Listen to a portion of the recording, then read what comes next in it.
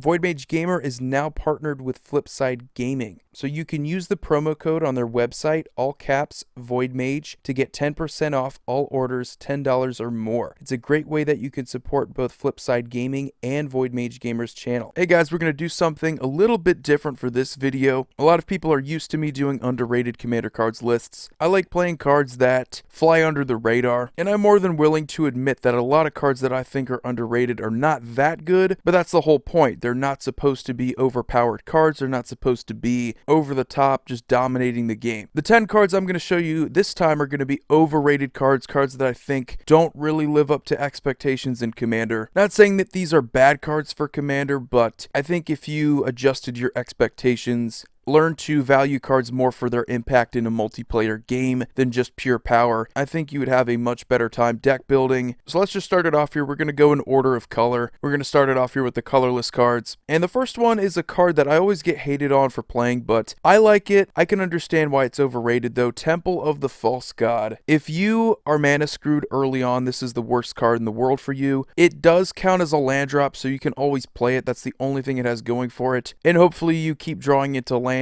in order to make this viable, but Soul Ring the land, it is not. By the time it is active and you can tap it for the 2 mana, it's most of the time not going to give you that much advantage in terms of mana. I still like playing it though because it is extra mana, and most of the time I don't have a large budget for lands, so in 1 color, 2 color decks, I usually like playing it. But if you can afford it, Ancient Tomb is significantly better even if it does deal that 2 damage to you. The next card is Strip Mine. Now, I'm not going to say this is a bad card because it most certainly is not. Strip Mine is viewed as utility removal in your mana base, and most of the people that are going to abuse this are the people that can get additional land drops a turn and play something like a Crucible of Worlds. That is just cancer right there. And the fact that it isn't just restricted to, say, something like a non-basic land, because I can understand wanting to get rid of a Gaia's Cradle or a Maze of Ith, get rid of good lands. I think you should be playing land removal. But more importantly, I think you should just have permanent removal, period. You shouldn't have to just resort to playing this one land. It's not going to provide any other mana to you. So it's really only viable in those decks that want to abuse the hell out of it. And the next card is Shimmer Mirror. This is one card I do like flash. Don't get me wrong. Well, it does give you the advantage of timing. Why do you need that timing for? You're not going to respond to most things anyway unless you have activated abilities. Flash is good because it frees you up for other spells, usually answers like counter spells and removal spells. And just giving flash to your other spells like sorceries, things that don't already have flash or aren't already instants, that's a big deal. This doesn't give sorceries, this doesn't give planeswalkers flash, this doesn't give anything else flash other than artifacts, and for that I think it is a bit overrated. I will say it is good because it itself does have flash, unlike Vidalcan Orrery, but I don't know, I just think it's a little weird. It's always been a weird thing for me having flash for just artifacts when you do have Wrath Capuchin, which could give it to all of your historic permanents. I think that's even better. And then next we have a creature that I've seen in so many decks, and I know I've played this card before. I usually just reserve it for mono red because mono red doesn't really have the best removal, and if you want to get rid of a non-land permanent, your best removal is probably Chaos Warp. So Steel Hellkite is really just in my deck because it's non-land permanent removal, and it's also colorless, which is sometimes relevant, but that's really it. That's the only reason why I would ever play this card. Even for dragon synergies, I still don't think it's that good. I've never actually seen it work, and that's the sad thing about Steel Hellkite is that if it was closer to Pernicious Deed, it would actually be playable in more decks. But the thing that really sucks about it is the fact that it doesn't have trample, it doesn't have menace. You have to deal combat damage to the player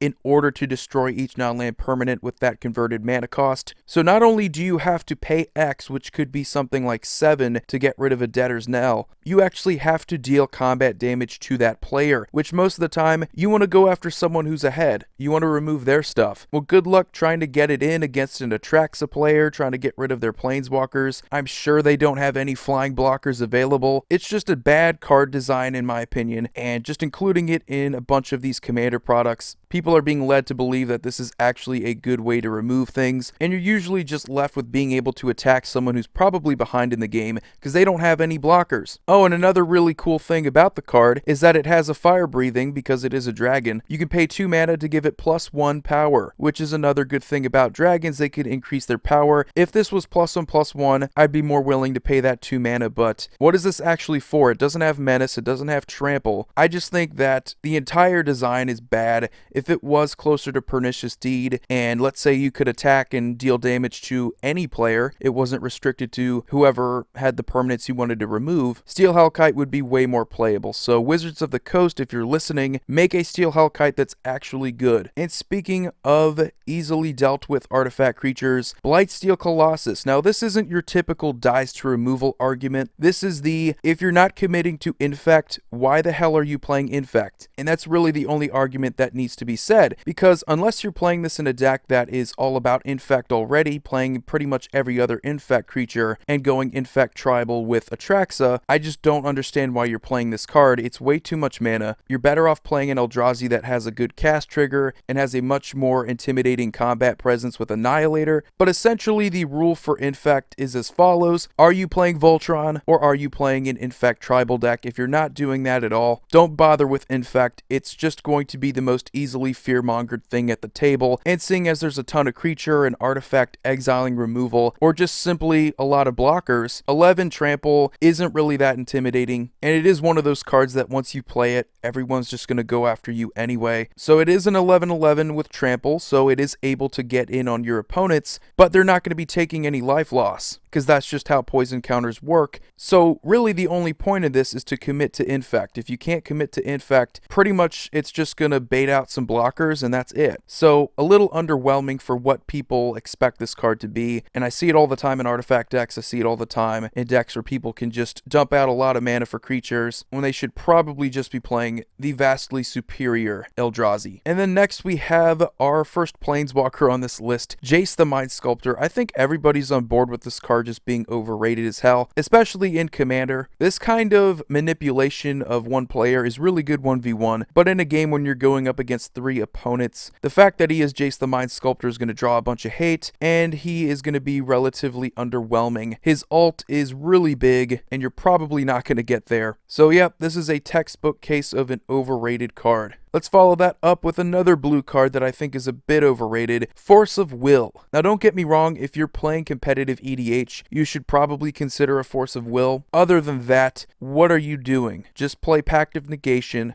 be a normal human being, don't give up another blue card in your hand just to counter a spell for free. Your play group is probably not that competitive to begin with. Yeah, I think I'll just stick with 2 mana counterspell, 3 mana counterspells. I'm just fine keeping my mana up, just so I don't have to spend a lot of money for a card that is really only expensive because of legacy. And then next we have Sheoldred, Whispering One. I actually really do like Sheoldred, but unfortunately, she suffers from something that makes a lot of cards overrated, and that is requiring a lot of time in order to be good. Each upkeep, your opponents are going to have to sacrifice a creature. That is pretty good. If there are multiple Sheoldreds out on the field, this can be quite annoying. However, the best thing about her is probably the fact that you can just bring back a creature from your graveyard to the battlefield on your upkeep. She does kind of suffer from the whole Blightsteel Colossus being really powerful, or being perceived as being really powerful, so she's going to draw removal instantly. People just don't like having to sacrifice a creature, even if it is just one, so they're probably not going to allow you to have enough time in order for this to actually build up.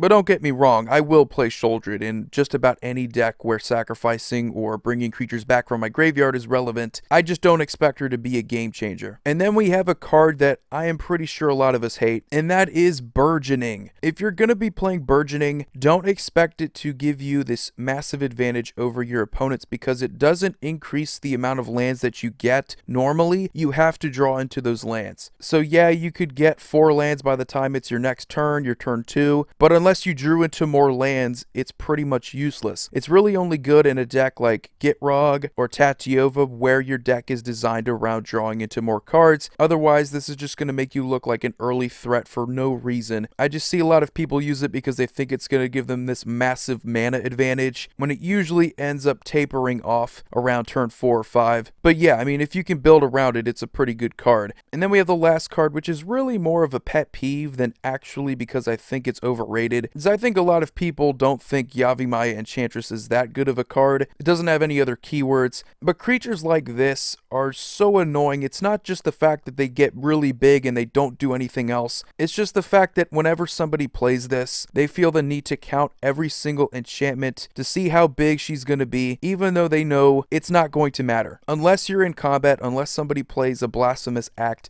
unless you're actually dealing a certain amount of damage to every creature, there's no point in counting how many enchantments there are. It's just not that important. Now, I will say this is going to draw a lot of comparisons to things like Lorescale, Quaddle, or Hamlet Bat Goliath, things that just get big and they don't have any other keywords. Those at least have synergies with +1/+1 counters and tribal synergies. Yavimaya Enchantress is only really good if you're going to give her Trample or Lifelink or something. You need good keywords, and if you have to add keywords to a creature in order to make it good, it's probably not that good. But anyway, guys, that's going to do it for this video. Let me know what you think are overrated commander cards. I don't know how many of these videos I'm going to do. My bar for expectations of cards is pretty low. I can be satisfied with something doing very little as long as it does exactly what I need it to do. But anyway, you guys have a wonderful day. Voidier signing off. See you all next video.